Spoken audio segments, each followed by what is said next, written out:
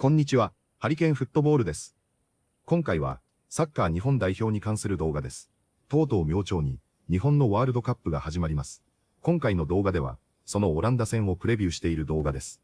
オランダ代表は無敗で予選を突破したものの、親善試合の内容や決定力不足から優勝候補の一角とまでは見られないと話し、日本代表は予選を圧倒的な成績で突破し、イングランドやブラジルにも勝利するなど好調を維持し、グループFで首位通過の可能性も十分にあると予想しています。海外の動画では珍しく、佐野回収についても少し注目しています。実際に大事な初戦である、日本対オランダの試合をどのように話しているのか、チェックしてみましょ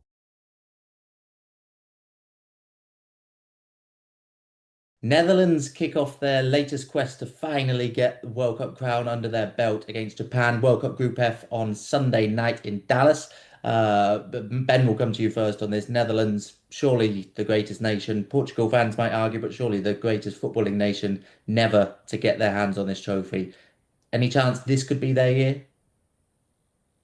So it feels like the perpetual debate with the Netherlands. Before a World Cup, everyone thinks, oh, could they just get over the line this time? But then it never happens. And I think it's fair to say they are the outsiders of the favourites, if you like, for this World Cup. I think they've got odds of 20-1 to win it. But they did go unbeaten in qualifying, of course, but they had two quite disappointing draws with Poland, and they had quite a very disappointing warm-up period. They lost to Algeria and only beat Uzbekistan 2-1 thanks to two Cody Gakpo penalties. And under Ronald Koeman, they still have that total footballing identity, you know, those really quick snappy passes, but at the same time they've been accused of being too pragmatic. I think even after their draws with Poland, Virgil van Dijk came out and said we should have tried to play quicker. We were too slow on the ball.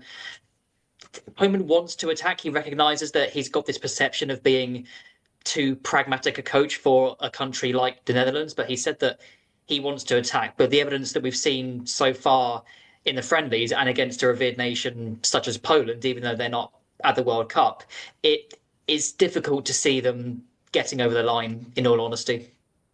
And Matt, who's the current crop pinning most of their hopes on? Because obviously Van Dijk, well, as a Liverpool fan, I'm looking at Van Dijk, Gakpo, they're both coming off very subpar seasons at a club level. Who else have they got in their ranks who could maybe, as you say, upset the odds a little bit and push towards the latter stages of this tournament? Yeah, it's a very interesting squad, isn't it, the Netherlands one? I mean, you look through it and the pack full of quality of players that have played in the biggest club matches in football. As you mentioned, Van Dijk, obviously not the best season, but Frenkie de Jong as well. I mean, he's a class player, but he's had his fitness slash not been the best. He's not been the best season he's had at Barcelona, but obviously if he's in full flow, they'll have a really good chance of keeping the ball. I think this World Cup is going to be really important. The weather and the heat. Teams that keep the ball well, I think, will do really well. I think teams that can wear the opposition down, obviously that is a strength of the Netherlands in there. They do have quality midfield players, you know, Reinders and Gravenberch, as we know. Going forward, I think it's a similar problem to what we spoke about in the Germany podcast of not having that really elite striker you can call upon. I mean, in fairness to Memphis Depay, he's the top scorer, isn't he, for Netherlands in history, for 55 goals. You think about the players they've had, Van Persie, even Huntelaar, Van Nistelrooy, Bergkamp, Johan Cruyff. They just don't have that player in the final third now. You know, Weghorst, the fact that he's still in and around the camp, you know, think about how much he struggled at Manchester United. That was a hard watch at times to watch him. But he's had his big moments, hasn't he, Weghorst, for the Netherlands in major competitions. I know you guys are going to like me saying Brian Brobby, obviously in the final third of the field, someone who obviously has had a good season at Sunderland, only one goal for his country. But yeah, you look, Somerville, obviously interested inclusion as well from West Ham in the squad. So yeah, they're one of those. Timber's a big miss, isn't he, at the back, and Simmons as well. Obviously, he's a big part of what Netherlands do. So they're two real big absentees in a squad that doesn't have that top quality like it did in the past. You know, the Robins and players like that. So yeah, I would be struggling to predict them to do anything other than maybe a quarterfinal. I think quarterfinal would be a really good achievement. Might even fall just short of that. But yeah, going to be an interesting watch. Yeah, very quickly, Ben, how big a miss is Timber? Because you watch him a lot with Arsenal, but they do also have Denzel Dumfries. But yeah, I mean, Timber for me is one of the best 1v1 right backs on the planet. He's not so strong attacking wise as Denzel Dumfries, but if you're looking for a player who will just shut down the opposition, wriggle out of tight spaces in those areas, Timber is the main one you want. And interestingly, so the other right back option is Matt Weaver from Brighton. He was midfielder, sort of transition to right back. I was reading a player ratings report from, I think, the Algeria defeat, and he was only given a 5.5. The reporter was saying that they need Dumfries back ASAP, but then what Dumfries brings in attack, what Timber brings in defence. You think against the bigger nations, if they need to shut up shop, Timber would have been perfect for that. Could also play as centre back as well. So yeah, big miss.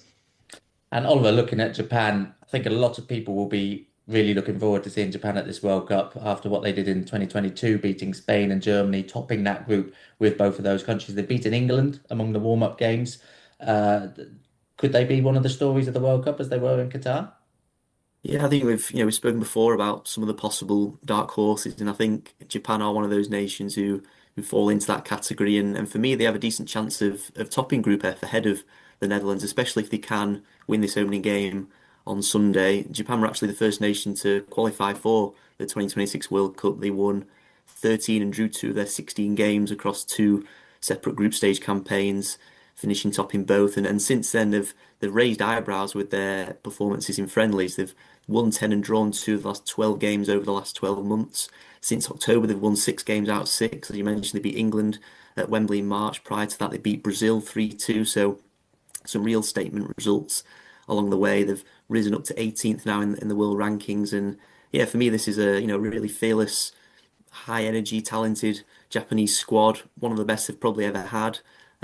Japan, they've sort of grown into this competitive and ambitious nation now. The Football Associations actually has bold plans to both host and win the World Cup by 2050. So it just shows where I think Japanese football's going at the moment. It's really on the rise, and yeah, if they are to achieve that, I think the big hurdle that they need to overcome now is the last 16. They've competed at 7 World Cups prior to this summer's tournament. They've been knocked out in the round of 16 4 times. So if they can overcome that, maybe that sort of mental barrier, then maybe they can reach the quarterfinals and then potentially push even further. Getting out of the group, of course, is the main aim, but yeah, to get to the quarterfinals and break new ground would be something, a big achievement for Japan heading forward. And topping Group F, it would in theory give them an easier or more favourable run heading into the knockouts, but I think they'll need to at least draw, ideally win against the Netherlands on Sunday if they wish to do that. So we'll see what happens. I don't think it really would be a massive shock if they beat the Netherlands, considering their recent form at the moment. They've never actually beaten the Netherlands in 3 attempts, so that's something they need to overcome. But yeah, I still think Japan are a team to watch this summer, and yeah, they'll back themselves to maybe get something from this game at the weekend. Yeah, they have been hit by some disappointing news in the build-up to the tournament, though, Ben. Wataru Endo has pulled out of the World Cup, but also retired from international football because of injury. How big a blow to that, and who now carries their hopes going forward?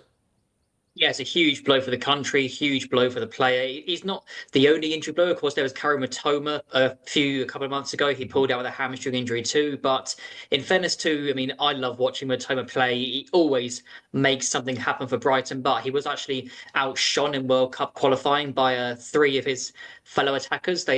So 3 Japanese attackers who got at least 10 goals or assists combined in World Cup qualifying. There was Ayase Ueda, the final striker, who scored 25 Eredivisie goals last season, by far and away the highest scorer in the Dutch top flight. Takefusa Kubo, who has always been seen as one of these prodigies, if you like, currently at Real Sociedad. And then Junior Ito, who's playing for Genk in Belgium, now 33, but they all shone for Japan in World Cup qualifying. Daiza Maeda of Celtic, of course, can't forget about him, a Japanese stalwart, if you like. I think I read a stat earlier, he went 17 games without a goal between maybe January and April, and then towards the end of the season, where Celtic were pushing hard for the title, he got 9 goals in 7. So he really comes into the World Cup in spectacular form. Away from the attackers, Endo is a big blow, but you've got maybe like a regen, if you like. And there's a Mainz midfielder, Sano, who was my man of the match when Japan beat England at Wembley. He's a relentless machine, a willing runner, a dual winner. He played every single minute of the Bundesliga season last season, helped Mainz reach the quarterfinals of the Conference League. I've seen he's been linked with the likes of Brighton and Brentford. I think he's got a 50 million price tag. I also saw Manchester United in there. Not sure if that's a firm link or if that's just a fan-made video, one of those welcome to Man United videos you see all the time, but he'd be a welcome addition to the Premier League. I also did want to point out the veteran left-back, Nagatomo. Be very surprised if he starts, but he's the first Japanese player to have been picked for 5 men's World Cups. So nice little stat for us there. Great stuff. Thank you, guys. Thank you all for watching. Remember, you can find previews for every single World Cup game over on sportsmail.co.uk and predictions for them over on our YouTube Shorts channel. We'll be doing these videos for the standout games, so make sure to like and subscribe and follow so you don't miss a single video. 次は解説です。今回は過去に解説したものも多くありましたので、過去に解説していないものを主にピックアップして解説しています。それでは本日の解説をチェックしてみましょう。And against a revered nation such as Poland. レビューアは深く尊敬するや崇敬するという意味の動詞です。普通のリスペクトよりも強い表現で、偉大な人物や伝説的な存在に対して使われます。今回の動画ではレビールネーションという形で使われており、伝統と実績があり世界中から敬意を集める国という意味になります。スポーツ記事やドキュメンタリーで時々見かける上級語彙です。And against a revered nation such as Poland. And against a revered nation such as Poland. Matt, who's the current crop pinning most of their hopes on? ピノンスホープソンは何かに望みを託すという意味の表現です。ピンはもともとピンで止めるという意味なので、希望や期待をある人や物に固定するイメージです。単にエクスペクトよりも、その人に頼る、その人に希望を託すという強いニュアンスがあります。サッカー解説やニュースでよく使える便利な表現です。And Matt, who's the current crop pinning most of their hopes on? And Matt, who's the current crop pinning most of their hopes on? But obviously, if he's in full flow. インフルフローは本来の調子で完全に勢いに乗ってという意味の表現です。フローは流れという意味で川の水が止まらずに流れるイメージがあります。スポーツでは選手やチームのプレーがスムーズでリズムよく機能している状態を表します。単にプレイングウェルよりも流れるようにプレイしているニュアンスがあります。サッカー解説でよく聞く表現です。But obviously, if he's in full flow, and break new ground would be something. ブレイクニューグラウンドは新境地を開くや新たな歴史を作るという意味のイディオムです。もともとは誰も耕していない土地を掘り起こすという農業表現から生まれました。現在ではスポーツ、ビジネス、科学など幅広い分野で使われます。単に成功するという意味ではなく、これまで誰も成し遂げていないことを達成するというニュアンスがあります。ニュースやスポーツ記事でもよく登場する便利な表現です。Break new ground would be something. And break new ground would be something. A Japanese stalwart, if you like. スタールワットは長年支えてきた頼れる存在や功労者という意味です。スポーツでは長く代表やクラブに貢献してきたベテラン選手によく使われます。単にベテランというよりも忠実にチームを支え続けてきたという経緯が含まれます。